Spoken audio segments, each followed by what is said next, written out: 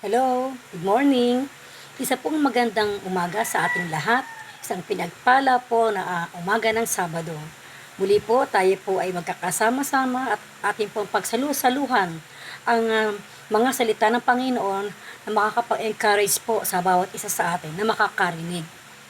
Bago po tayo magpatuloy, tayo po muna ay manalangin. Aming Ama sa Langit, marami pong salamat sa umaga na ito. Panginoon, tinataas po namin sa iyong gawain namin ito, Panginoon, nawa ay patnubayan mo kami ng Espiritu Santo upang kami po ay magkaroon po, Panginoon, ng kaunawaan, Panginoon, sa mga salita mo na maiyahayag. Nawa po ang mga salita po, Panginoon, na aming marinig ay tunay nga po na makapagdulot po sa amin ng kalakasan, Panginoon, at encouragement po sa isa't isa. Dalangin ko po, Panginoon, na kayo po ang manguna. Itago mo po ako sa iyong likuran. Tanging ang salita mo lamang, Panginoon, ang marinig ng bawat isa. At ganoon din po, Panginoon, sa mga hindi pa po tulog pa po sa oras na ito, nawa po, Panginoon, sa kanilang pagising, Panginoon, maalala po nila na mayroon pong naghihintay na ganitong gawain po upang sila din po ay makarinig. Maraming salamat po, naman po ang mga gagambala sa aming kaisipan, sa aming kapaligiran. Ito po ay aming pinapaalis at pinapalaya sa pangalan mo, Jesus. Maraming salamat po. Kami po ay mag-aangkin ng katagumpayan, Panginoon, sa umaga na ito at sa buong maghapon. Panginoon, tayo po maparangalan. Sa inyo lamang po ang papuri, pasasalamat, pagluwalhati, at ang aming tunay na pagsamba ay tayong sa iyo lamang, Jesus, na aming Panginoong Diyos na kapagligtas. Amen. Amen. Hello uli po, magandang umaga po muli. At ang ating pong pagbubulay-bulaya na salita ng Panginoon ay mula po sa Hebreo chapter 12 verse 6. Ano po? Hebrew chapter 12 verse 6. Sabi po dito, no? For whom the Lord loves, He chastens, and scourges every son whom He receives. Tagalog po, sapagkat dinidisiplina ng Panginoon ang iniibig niya at pinarurusahan naman ang mga itinuturing niyang anak. Meron po tayong pamagat ngayong umaga na pakikidigma o disiplina. Is it warfare or discipline? So ngayon pong umaga, tayo po ay magsimula na po. May mga Kristiyano daw po na kung minsan ay nagkakamali po sa pag-aakala at paniniwala po na anumang bagay na nangyayari sa kanilang buhay ay resulta daw po ng spiritual na pakikidigma. Po, palagi nating iniisip na may spiritual battle o spiritual warfare na nagaganap sa tuwing tayo po ay malalagay sa alanganing sitwasyon. Po, sa mga desisyon na pagkakamali, pag hindi pa naging magandang resulta, agad nating isipin na, mayroong spiritual warfare. Po. Pero alam niyo po, totoo naman po na meron pong ganon. Meron po talagang tayong kalaban at meron pong labanan na gaganap sa ating buhay bilang mga Kristiyano. Dahil alam nga po natin kung sino ating kalaban, si Taning. At syempre, siya yung palaging hadlang sa ating mga ginagawa, no? Bilang pagsunod sa ating Panginoon. Pero ngayon po, matutunghayan po natin na mas magiging madiwanag po sa atin kung ano po ba itong pinag-uusapan natin na warfare ba o discipline ng Panginoon. Po. So, mahilig daw pong maniwala mga Kristiyano na anumang hindi magandang pangyayari sa kanilang buhay ay resulta ng spiritual na pakikidigma. Yun po mga unpleasant, no? Mga unpleasant po na bagay, mga unpleasant situation na nangyayari po sa atin, mga Kristiyano, ang lagi po nating iniisip ay ito ay result ng spiritual warfare na po. Kaya po pag dumarating daw po yung kahirapan ay kaagad-agad nating hinihiling sa Panginoon na alisin ang problema. Lord, tanggalin mo ang problemang ito. Hindi ko to gusto. Lord, ipagtanggol mo ako. When difficulty arises, many of us, Christians, immediately ask God to remove our distress. Po, yun po talaga pong ginagawa natin. Po, but the problem is, ang problema po kasi maaring minsan wala naman po talagang kinalaman kay Satanas eh, no? Wala po kinalaman kay Satanas, spiritual na pakikidigma ang mahirap na sitwasyon na dinadaanan natin. Agree po ba kayo? Sige po, ituloy po natin na po. Sabi po dito, no? The problem is that our predicament may have nothing to do with Satan or with spiritual warfare. Sabi po dito, it may appear far more glorious for us to explain our hardships as Satan's determined attacks against us rather than admitting that we are merely reaping what we have sown and are being disciplined by our Heavenly Father. So, Tagalogin po natin na po. Medyo, yan po. Ang sabi po dito, parang mas madali po unawain.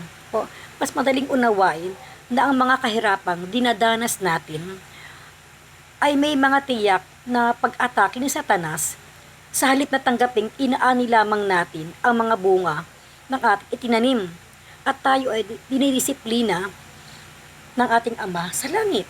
Sige, tignan po natin ito sa Galatia para po mas maunawaan po natin na po. Galatia verse 6, chapter 6 verse 7. Sa banda po likod po yun na po. Galatia, nasaan ka? Ayan po.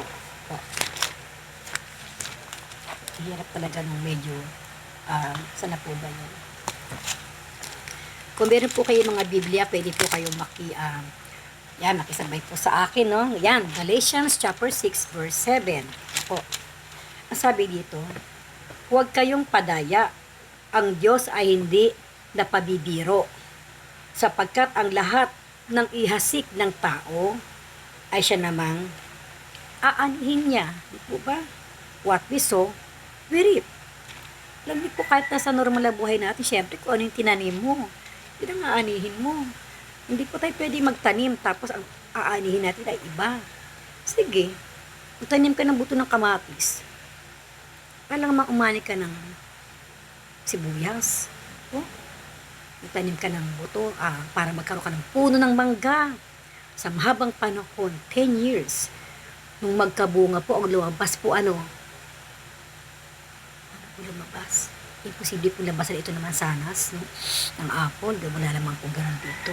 So, ibig lang po sabihin nito, illustration lang po ito na kung ano yung ating itinanim, anihin natin.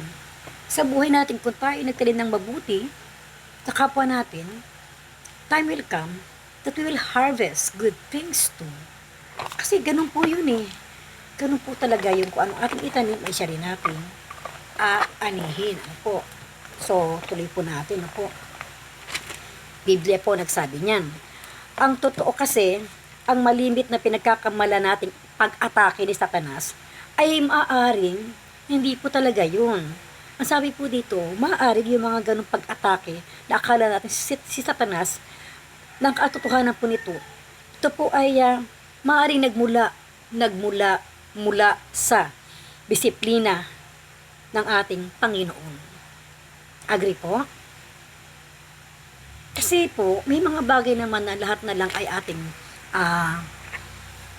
sinisisi kay tanim. Talaga naman kasi sisisi talaga siya, no? Kaya lang, may mga pagkakataon na minsan tayo na mismo ang may desisyon eh. Ginusto natin yun eh. So, yun itinanim natin eh. So, what do we expect? Aani tayo nung ganun din. Opo, kapag naging careless tayo sa ating mga desisyon o sa mga bagay na gusto natin gawin, tayo nakapaghintay ng kasagutan ng Panginoon o hindi natin ito niluto sa panalangin at pagkitiyaga sa paghihintay ng kasagutan ng Panginoon at tayo agad ay ginawa natin agad ito. Yung pagka, ang tawag doon, agresibo. O tayo minsan, o ginawa natin. Tapos naging ganitong resulta. Tapos sasabihin natin, ikaw talaga tanim ka, hadlang ka na naman. Ba't mo ginawa ito? So, dapat po, alam po natin i-discern po kung ano talaga yung ating ginawa prior to that result. Po. Kaya nga po sinasabi dito na mahal tayo ng Panginoon eh. Bilang ama natin siya. At bilang tayo ay kanyang mga anak, tayo po ay tinuturuan. at dinidisiplina ng ating Ama sa langit. Just like us, dinidisiplina natin ang ating mga anak. Di po ba? At kapag nagkakamali, anong ginagawa natin? Hindi naman po masamang mamalo, basta palong pambata lang, ano po, pinapagalitan natin, ano po.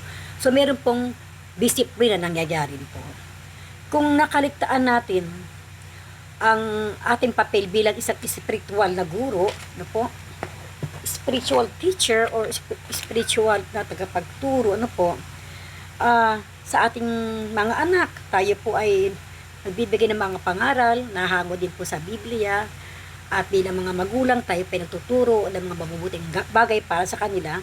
Po, kung minsan daw ay nakakaligtaan natin ituro yung dapat, ganito po yun eh. Sinasaway natin sila, pero hindi naman natin ay tuturo yung ano dapat gawin. Aminin po natin, minsan po may ganun po tayo. Halimbawa, nagkalat sila, magagalit tayo.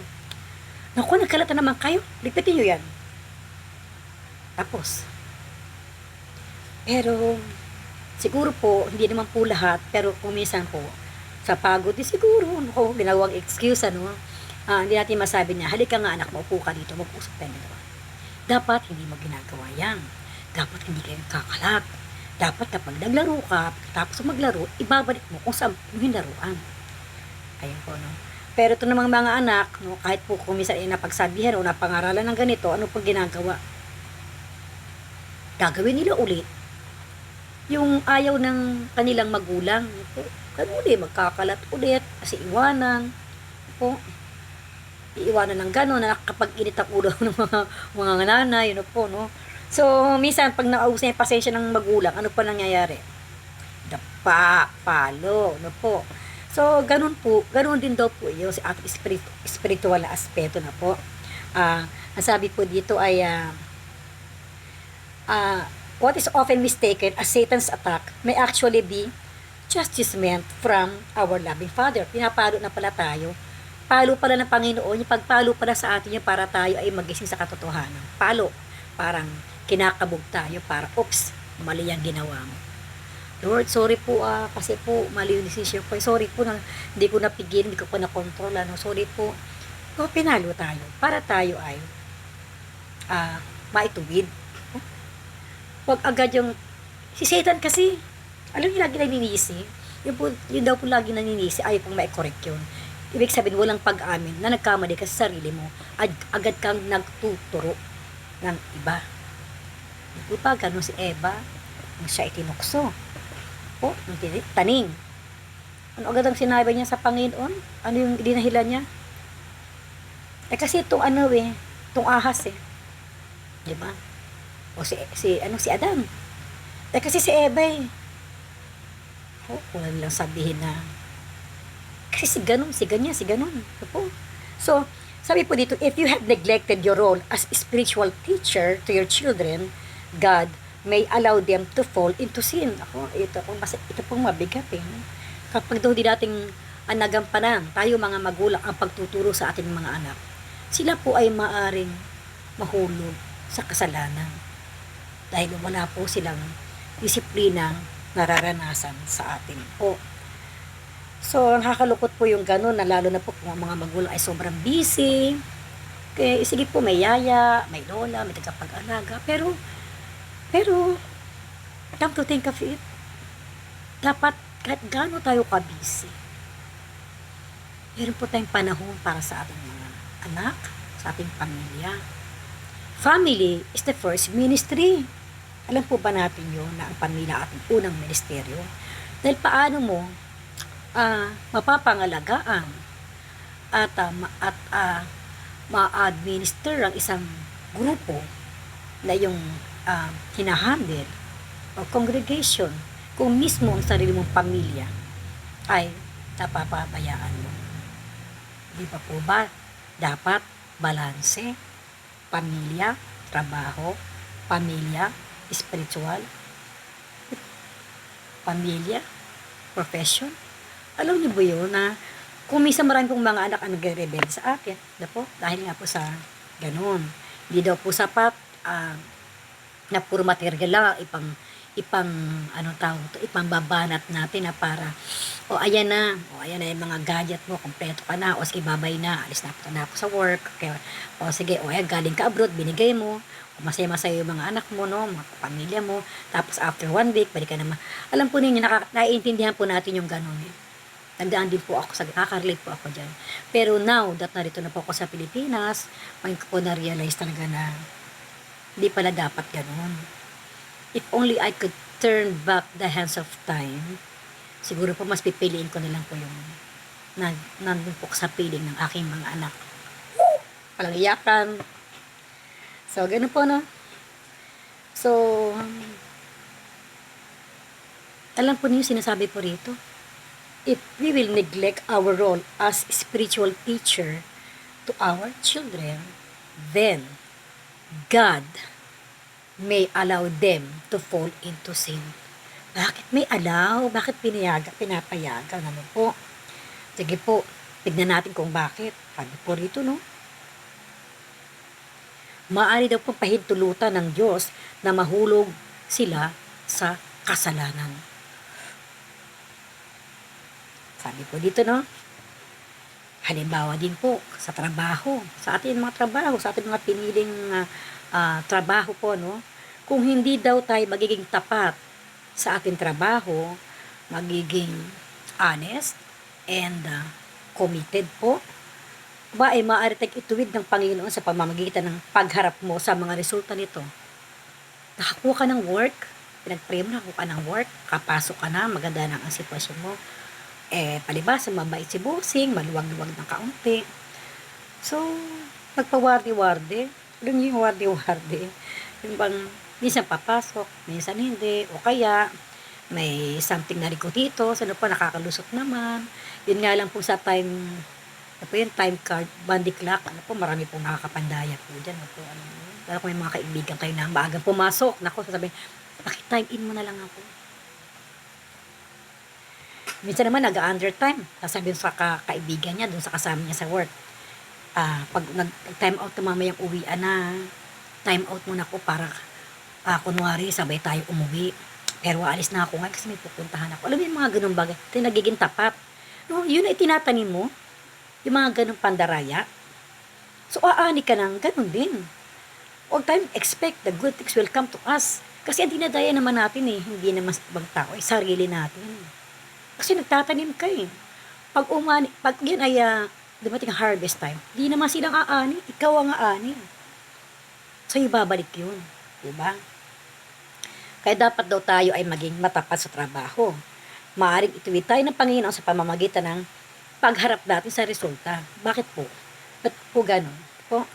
God may correct us by letting us face the consequence or the consequences. Darating ang oras, may memo na tayo. At makikita natin doon na tayo naging dishonest, tayo ay nag-neglect tayo sa ganong trabaho natin, o lagi tayo, may mga memo na po tayo ng negative. At ito po ay papunta na po sa ating ganito you're fired. Tanggal na po tayo. At tayo ay pinalitan ng ibang empleyado. Aba, ang dami pong gustong magkaroon ng work, po. Sa position mo ngayon, marami may gusto niyan. Pero, blessed ka, nandiyan ka. Kaya nga, at tuturo sa atin ay maging committed tayo. Saan mang larangan, po, hindi na po sa trabaho. Kahit nga po sa mga pagpapala ng Panginoon ibinigay sa atin kapag hindi natin iningatan at ating pinabayaan, isang araw wala na to. Kaya nga po, mag-iingat tayo na kapag sa ating pinagkatiwala, maging kagamit-gamit po ito nawa. Po, sabi nga po ayan, whatever we do, let's do it for the glory of God. Kahit sa mga bossing natin, huwag natin silang tignan kung tayo po ay may puna na negative sa kanila. Ang isipan natin, we are blessed kasi na-hire tayo sa trabaho na to. Sa ministry, we are blessed kasi nandoon na tayo sa loob ng ministry na to at tayo nakakapaglingkod sa Panginoon. Huwag na natin tignan yung katabi natin. Po. Kasi kung minsan meron po tayong mga nakakasama sa amin, sila kulang nila sabi sa atin na pwede bang lumabas ka na rito. Di natin maalis po yung mga insecurities na gano'n kahit sa mga Kristiyano na po. yung pong Kristiyano, alam niyo po ibig ko sabihin na po. Wala naman pong perfect eh. Tsaka patawarin na lang po natin sila. Dahil meron pong Diyos na nagbibigay po ng katarungan po. So, ayun po, wag po tayong masyadong pawardi-wardi po. Huwag mo natin gawing peanuts lang yung mga ganito. Kasi ito pong mga ating tinatamasa sa ngayon ay pagpapala po ito eh. Hindi po lahat nakatanggap ng ganito. Hindi po lahat nakakapasok sa ganyan, sa ganito. God is disciplining us, no, in order for us to gain our attention po and bring necessary change in our life. Ito po, Tagalog po, no. Sabi po dito, kung hindi tayo matapat sa trabaho, itutuwi tayo ng Diyos. Kung hindi tayo matapat sa ating mga ari-arian o ipinagkaloob na pagpapala sa atin, meron pong gagawin ng Panginoon po.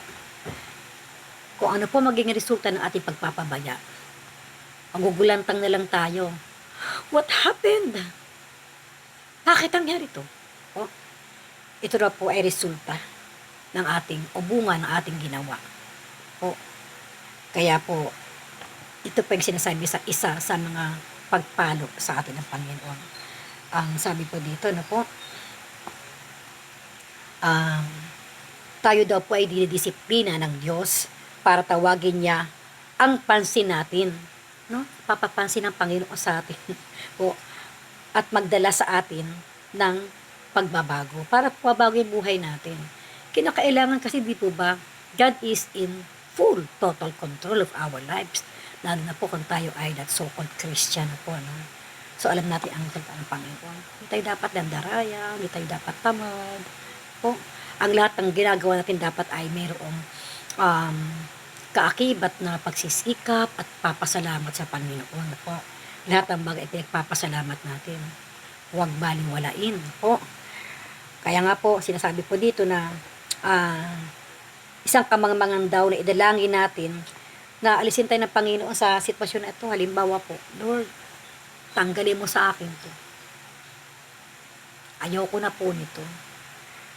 Ibalik mo na po sa dati. Sabi dito yun, kamangmangan daw yun eh. Ano ba dito sa sabi po dito, hindi daw po makakatulong sa atin kung tayo ay sasabi na gano'n sa Panginoon. Dapat pala, pag nangyari ito sa atin, agad nating maiisip na tinutuwid ako ng Panginoon. Nagkamali ako. Lord, sorry po. Patawarin mo ako. Tulungan mo po ako na mabago ko po yung attitude ko. Nasusunod po, mas pahalagahan ko na po yung mga bagay na binigay mo, pinagkaloob po sa akin. Sana po matutunan ko yung kung saan ako nagkamali at hindi ko na po ito maulit. Yung mga ganun po ang attitude po, ang turo ng Panginoon sa atin. Hindi yung, Lord, pwede ba tanggalin mo sa trabaho itong kasama ko? Ayoko sa kanya. Ayoko sa kanya, basta ayoko sa kanya. Pero hindi mo alam na kaya nandyan yan, strict na siya. Tinuturuan ka ng Panginoon. Anong tinuturo ng Panginoon? Na sa kabila ng inaasal niya sa'yo, maging mabuti ka pa rin sa kanya. No? Sabi nga natin hanapin mo ang kiliti. It might be a chance na pwede natin siya maging kaibigan. At pag naging kaibigan natin siya, alam na, share the goodness of God. Share mo ang gospel. No? Pagkakataon to.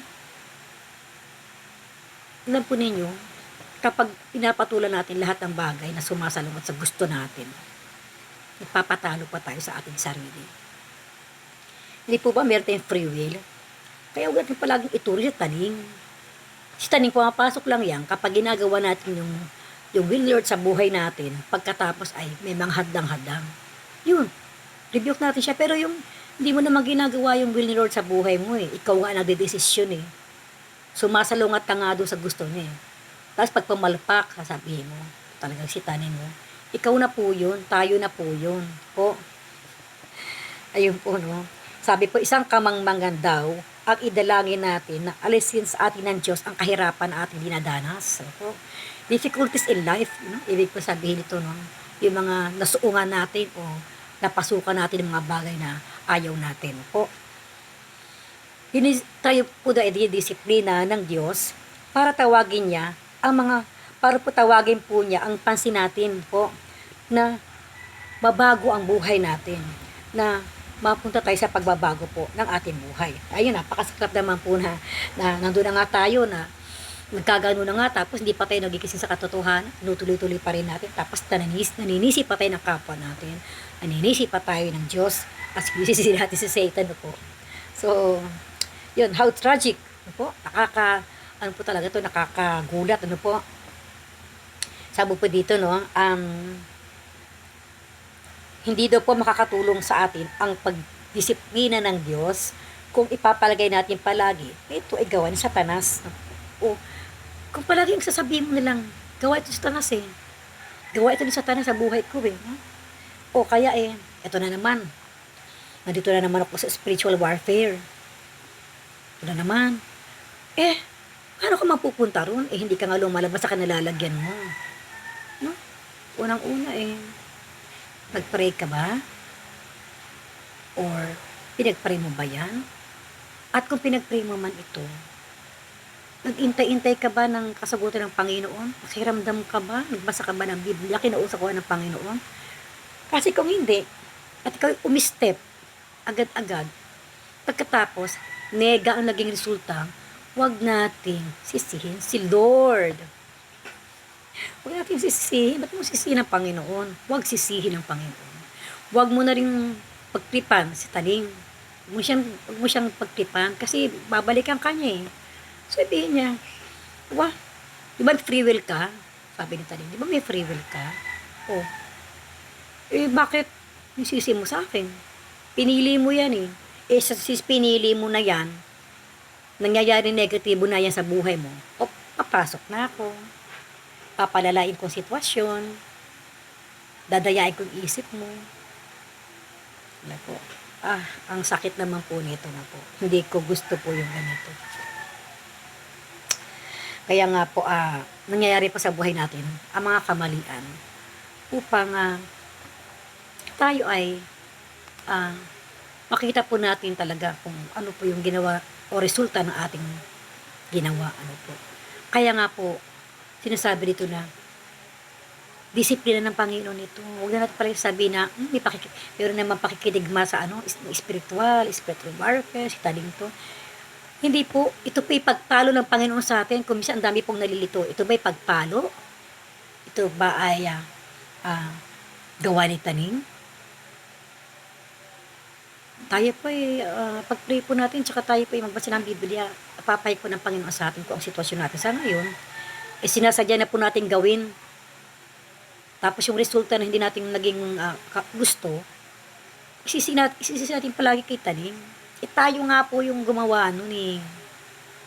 Ito po ba? Kaya nga po, napakasaklap po, no? Napakasaklap po talaga. Isipin na hindi natin may ugnay po ang ating mga problema sa pagdisiplina ng Panginoon. Bakit ganun, no po? Hindi ba pwedeng may ugnay natin ito? Yung bang maisip natin na, Lord, sorry po. Alam ko pong pinapalo mo ako ngayon. Sorry po. Salamat po sa pagpalo. Dahil ngayon po nararanasan ko po yung resulta ng ginawa ko. Ako po ang nagdesisyon. Sorry po, mali po ang nangyari. Mali po talaga. Mali po talaga ako. Mali po ako. Sorry po, Lord. Po. So, how tragic never to make the connection between your problem and God's discipline. So, ibig po sabihin, paghiwalayin natin yun, huwag natin pagsamahin yung disiplina ng Panginoon sa atin at yung gawa po ng spiritual warfare. Hindi po ganun po. Kaya nga po, kapag may mga ganyan sitwasyon, mag-isip po tayong mabuti. Pag-pray po natin, Lord, ano po ang nagawa ko? Ipaunawang po sa akin kung ano po yung kamalian ko. So, ganun po yun, no? Hindi na nga daw po pagpalo, no? Hindi na daw pagpalo ng Diyos ang bawat kahirapang nararanasan natin. Ngunit sinasabi ang kasulatan na ikaw ay disiplina ng Panginoon. No? Kung minsan po ay ganito po nangyayari, kung minsan hindi pagpalo ng Diyos, no, ang bawat kahirapang nararanasan mo. Ngunit, sinasabi ng kasulatan, nagdidisiplina ka ng Panginoon. Kasi, pag sabi mong, aray, aray, aray, ang nararamdaman mo lang, yung palo, yung sakit. Yung reklamo na, ang sakit, ano ba ang sakit? Pero behind that, may reason yun eh. Para pong sa mga anak, pag pinalo natin, palo lang ba binibigay natin sa kanila kung nagkamali sila? Palo lang ba? Di po ba?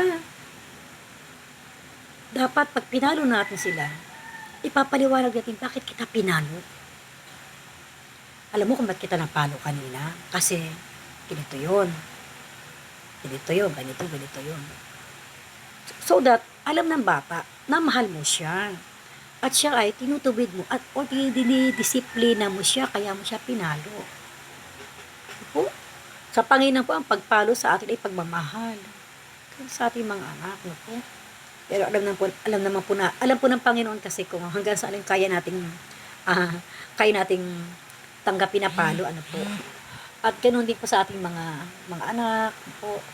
Hindi dahil sila papalo na sobra-sobra na hindi nila kakayanin po. Ibig sabihin, pag po tayo pinalo, tayo ay ibig ituwid ng ating mga magulang po, at ng ating Panginoon po. Kaya kung nararanasan natin ang hirap po sa buhay na ito, mag-isip-isip po tayo. Para ang tagal na, ilang years ko na bang nararanasan yung ganito. Lord, meron ba akong dapat baguhin? Kasi may isip natin, baka meron pa tayong natawag na living in sin. Ano kaya yun?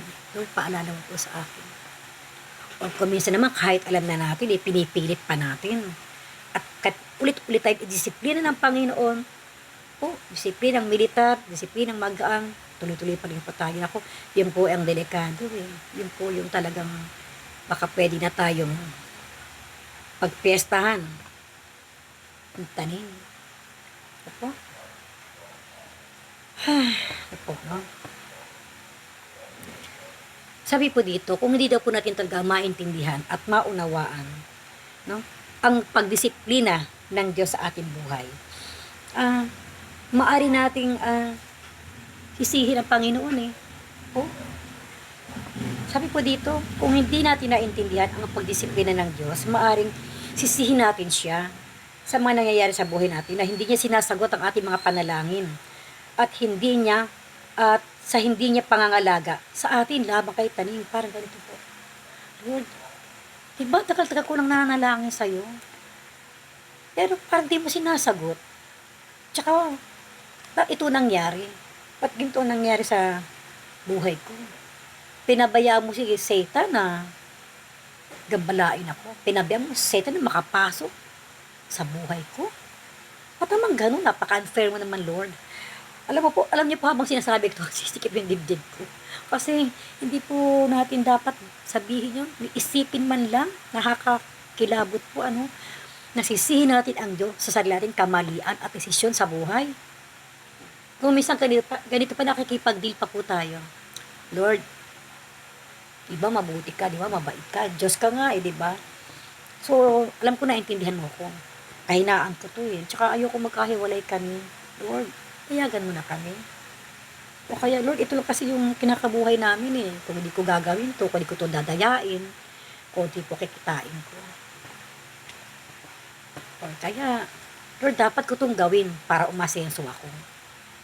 Dapat ko tong gawin para yung authority ko manatili. Dapat ganun. Di ikaw na nasunod. Ikaw na. Yun po yung problema sa atin Humihiling tayo sa Panginoon. Pa-Lord pa tayo. Pagkatapos tayo din pala masusunod. Di po ba? Kaya nga po, hindi natin maintindihan, Ba't di natin maintindihan? Because we lack the knowledge of God. Ito nga po yung Biblia. Magbasa po tayo ng Biblia. Manalangin po tayo ng seryoso. Makinig po tayo sa mga mensahe. At tayo po ay mag-meditate. Devotion. Na po hindi po madamot ang Panginoon Sinasabi nga po na kapag daw tayo ay humingi, tayo bibigyan. Kapag tayo naghanap, makakakita tayo. Kapag tayo ay kumatok, pagbubuksan tayo, mayroon ba tayo nakita sa Biblia nakasulat na nagtatago ang Diyos sa atin? Hindi naman po yun. Oh, ang Panginoon ay laging nakahandang makinig sa ating mga karaingan. At nakahanda na rin po yung mga kasagutan niya. Sabi nga po bago pa imukang ating mga bibig alam na niya. Tapos sasabihin ng pilosopo, di huwag kayo magsalita, alam na pala niya eh. Pero hindi po gano'n, ano po. Kumbaga tayo ng mga magulang, kapag aali-aligid ang ating mga anak, ito may gusto itong sabihin sa akin. Siguro, gusto nito, kumain kami sa Jollibee. O kaya siguro gusto nitong gumawa ako ng adobo, ng ulam niya. Pero hintayin ko munang magsabi siya, kasi ang sarap na maglalambing sa akin yung anak ko. Luto ka naman po adobo. Ay, gusto ko po sinigang.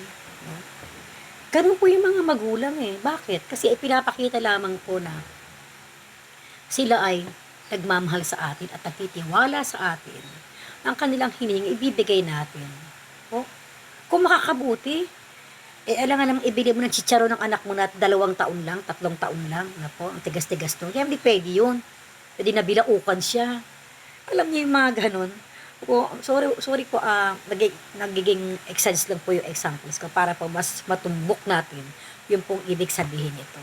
Nang ibinibigay sa atin ng Panginoon, base po sa kahilingan natin, ay ibibigay lang po niya kung makakabuti sa atin. Pag hindi nakakabuti, sasabihin natin, ako, si Lord naman, ba't ganun? Bakit hindi sa akin mo binigay? Bakit sa Kanya? Pagkapag hindi po tayo nagpapasakop sa Panginoon, hindi po ba?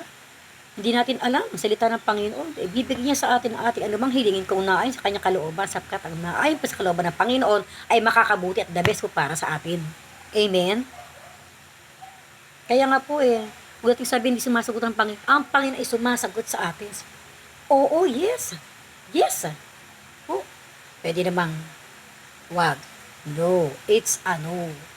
Dahil kapag iyan ay nakamtan mo, naku po, di magiging mabuti sa'yo ito. Magsisisi ka. Dito makakabuti sa'yo.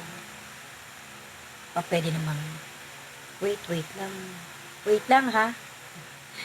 Alam nyo, laging may tinuturo ang Panginoon. Sa bawat kasagutan niya, may tinuturo ang Panginoon sa atin. Pagbutihin po natin ito at lagi pong positive ang sagot ng Panginoon sa atin. Hanapin lang po natin kung paano natin lalakaran at isasagawa at tatanggapin ang kasagutan ng Panginoon sa ating mga kahilingan. Hindi pwede kung gusto mo lang. Dapat gusto din ni Lord. Siya kasi mas nakakaalam Not good, not better, but the best for you and me. Ayun po binabalaan nga po tayo, binigyan po tayo ng warning ng Panginoon na mapanganib na po yung ating kakaharapin kapag daw tayo ay hindi nakinig sa Kanya at hindi tayo nagpadisiplina sa Kanya. God is warning us of the danger we're going to face because of our sin. Liwanag po ito, no? Kaya nga po, ang katanungan nga po meron bang mahirap sa Diyos? Meron bang mahirap na gawin ng Panginoon para sa iyo at sa akin? Wala. Tayo nga po mga magulang Pag mahal ang ating anak at alam na yung makakabuti sa kanya, alam niyo po yun? Wala pong mahirap sa atin Gagawin natin ang lahat para may pagkaloob sa kanya yung gusto niya at makakabuti sa kanya. Ano pa ang Panginoon na mayroong lahat ng bagay at walang imposible sa Diyos? Sa mga tao po, ang lahat ng bagay imposible. Parang ang hirap pong paniwalaan po na pwedeng mangyari, pwedeng makamtan. Pero ito po ay ating idudulog sa Panginoon. Walang imposible sa Diyos, lalo na kung ito makakabuti sa iyo.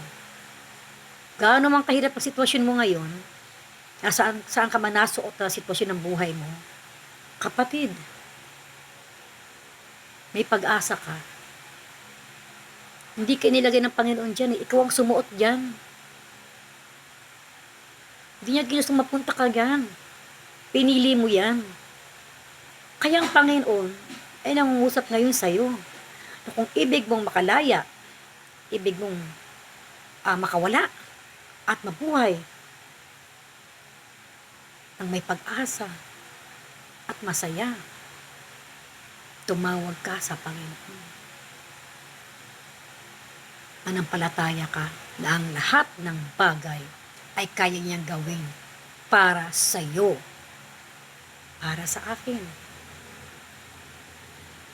Huwag tayong mawala ng pag-asa, sapagkat ang Panginoon ang may kapangyarihan at kakayanan na baguhin ang ating sitwasyon sa buhay. Kahit ngayon sa pandemic, ang linaw po ng nangyayari sa ating sanlibutan. Pero hindi tayo dapat mawala ng pag-asa. Kapag meron kang Panginoon sa puso mo, hindi mawawala ang pag-asa. Sapagkat ang Lord, nasa Kanya ang battle. Siya ang bahala. Kailanman ang Panginoon di nagkulang sa atin.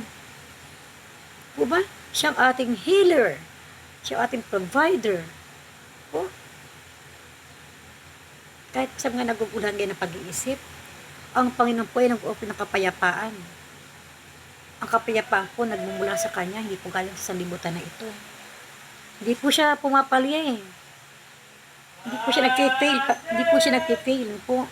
Kaya po ang Panginoon ay patuloy na nagtutuwid sa atin. Po, itnutuwid tayo ng Diyos. Ang pag-ibig niya ay likas po at walang kapintasan. Ibig pong sabihin nito, no, na dahil ang hangarin po ng puso ng Panginoon ay para po sa ikabubuti natin. Wala pong desire ang Panginoon sa atin kundi tayo ay mapabuti. Kaya kung tayo po sa ngayon ay nasa sitwasyon po na parang paulit-ulit lang, parang laging kapos, parang hindi masaya, parang palaging may salungat, laging palpak, laging failure, huwag natin isisi palagi kay taning. Huwag din natin isisi lalo sa Panginoon. Huwag natin isisi sa iba, huwag tayong magturo. Kasi ito, tayo po yun eh. Tayong pumipili. Kapag pinili mo, ang Panginoon, magiging tama lahat. Opo. Hindi man ganun kabilis, pero nasa proseso na po yun eh. Opo, na magiging maayos po. Tayo po ay ginagabayan ng Panginoon. Kaya nga po ang ating pamagat warfare ba yan? Totoo ba nasa spiritual warfare ka? Nakikipaglaban kay taning? O yan ay pagdisiplina ng Panginoon sa iyo. O, tayo po ay laging manalangin. At alam ko po na sa ating pananalangin at paglapit sa Panginoon, Panginoon po ay ipaparating po sa ating kaisipan na mali po yung meron pong mali sa nangyayari sa ginagawa natin. Kasi ito po yung gusto natin gawin. Mahilig tayong mag-isip ng itong tama, itong gagawin ko. Ito na lang kaya. Parang plan A, plan B, plan C, hanggang plan Z. Pero wala naman pala ang Panginoon doon. Kung nga positive tayo, maganda po, positive thinker tayo. Ang problema po pagiging positive po natin, based pa rin po sa sarili nating kaisipan. Po. Dapat lagi natin isinasalin Panginoon. Lord, nalilito po ako ang dami ko pong choices, ano pong gagawin ko? At kung magkaroon po ng ano po tawag doon, aberya, ano po, edi pray ko tayo, magtanong tayo sa Panginoon, Lord, bakit nagkaganito? Gusto ko pong malaman, Lord, ano po ba ang mali? Tatanong pa tayo sa Diyos, diba? Di magkintay tayo ng sagot niya. Kung nagkamali ka na nga, itutuloy mo pa. Sabi yung pa, ulitin ko to. Hindi mo alam, lalo po kayo mababaon. Lalo po kayong madadaganan, po. Tapos po pumalpak. Talaga itong si Taning, Naku, baka mamaya isabihin Taning, ako ba yan? Diba ikaw yan? Tama yan, gawin mo yan. Yung mali na yan. Para makapasok ako. At lalo kong mamaliin. Kaya ito pong mensahe po ito ngayong umaga ay ang sabi po dito sa Hebreo 12 verse 6, sapagkat dinidisiplina ng Panginoon ang iniibig niya at kanyang pinarurusahan ang kanyang itinuturing na anak. Kaya kung ikaw po ay nasasaktan sa pagpala ng Panginoon sa iyo, ikaw ay mahal niya. Ikaw ay anak niya. At pag nagkakamali ka, pinapalo ka ng Panginoon upang ikaw ay tapikin. Tapik-tapik lang muna sa una yun eh. Pag hindi ka nakuha, matindi po yung pagpalo kapag talagang kailangan na baguhin tayo. Kung gusto pa po ba natin yun? Kaya ang mensahe po na ito ay bibigay liwanag po. Bibigay po ng kaliwanagan po para sa atin po. Na ang Panginoon po ay kinukorek po tayo ng Panginoon kapag tayo ay nagkakamali. Bilang disiplina para sa atin. Po, huwag na po natin hintayin maparusahan tayo na po, o mapalo. Okay lang minsan mapalo para tayo ay maituwid. Pero kung uulit-ulitin naman natin yun at pinapalo, ayaw na po natin kahinat na nito. So, maraming salamat po sa lahat po ng nakinig. Nakinig po sa ating pinag-usapan po. Kaya po, wala pong perfecto sa atin na po. Kahit po sino, wala pong perfecto. Madalas nga po tayo ay mali. Madalas nga po tayo ay nagkakamali na po. Pero magkamali na po tayo. Pagkatapos ay magpatuloy tayo sa Panginoon. Po ba? We should learn from our mistakes. Po. At wag po tayo manisi. Huwag nating sisinan kahit na sino. Huwag tayo magturo. Kasi ang Panginoon po, ang kanya pong didisiplina ay tayo. Direkta. Po. Kaya huwag na po tayo magturo upang di po lumala ang sitwasyon natin. Po. Makinig tayo sa Panginoon. Sa kanyang mga salita. Sa kanyang pagtuturo. Dahil tayo po ay kayang hinahatid, sinasabayan sa laban ng buhay na ito na po. Kung may pagsubok po, pagsubok po yun. Iba po ang pagsubok sa pagpalo. Tayo po sinusubukan upang maging matatag, maging malakas. Pag dalagpasan natin ang pagsubok, panibagong kalakasan po ang tataglayin natin mula sa Panginoon. At tayo din ay gagamitin niya upang kung sino man ang mga taong dumaranas sa mga problemang pinagdaanan natin, tayo po ay maging instrumento ng Panginoon upang tayo naman po ang makapagbigay ng advice o at encouragement sa mga taong may pinagdaraanan din po, tulad natin. At tayo po ay nalagpasan na po natin ito sa tulong ng Panginoon. Kaya kapatid, huwag mong sabihin na, matindi pinagdadaanan ko ngayon. Laki ng problema ko.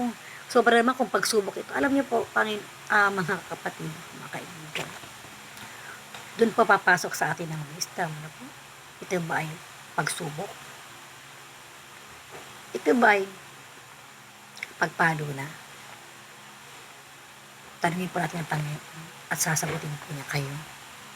Kung tayo pa ay tunay naghahanap ng kasagutan, ang Panginoon ay sasagutin po tayo. Salamat sa Panginoon. Tayo po'y manalangin. Patuloy ka namin pinupuri, Panginoon, at pinapasalamatan. Salamat po, O Diyos, sa nakatapos naming gawain. Nawa, Panginoon, ang mga salita mo na nahayag, Panginoon, tunay nga po, O Diyos, na magbigay ng kalinawan sa aming kaisipan, Panginoon. Na nariyan ka, O Diyos, upang kami po ay disiplinahin. Bigyan mo kami, Panginoon, ng malawak, Panginoon, na pangunawa, na maunawaan po namin, Panginoon, na kung meron man po kami ginagawang hindi po kalugod-lugod sa iyong harapan, at kami po ay yung pinapalo, nawa ay matuto po kaming magpadisiplina sa iyo, Panginoon. Ayaw po namin ng ganitong sitwasyon, ng ganitong buhay, Panginoon. Kaya, O Diyos, turuan mo kaming maging maintindihan po namin, Panginoon, na yun lamang po ikabubuti namin, Panginoon, ang ibig mong gawin sa amin, kaya mo kami pinapalo. Panginoon, dalangin ko po ang lahat po ng kasabay ko po na nakinig at nananalangin po ngayon. Dalangin ko po sila, Panginoon, na patuloy mo sila, Panginoon, pakaingatan, Panginoon, kanilang mga mahal sa buhay, pamilya, Panginoon, at kung sila man, Panginoon, may dumaranas, Panginoon, ng pagsubok man, Panginoon, sa buhay o pagpalo, Panginoon. At dalangin ko po, Panginoon, ito po, Panginoon, ay sila po ay lumapit sa iyo, Panginoon, magpasakop, magpailalim, Panginoon Lord, at humingi po, Panginoon, ng kaliwanagan, Panginoon, ng kanilang kaisipan, Panginoon. Turuan mo sila, Panginoon, kung ano pong nararapat nilang gawin. Hallelujah, Panginoon. Salamat po, Panginoon, sa kabutihan mo po sa aming buhay.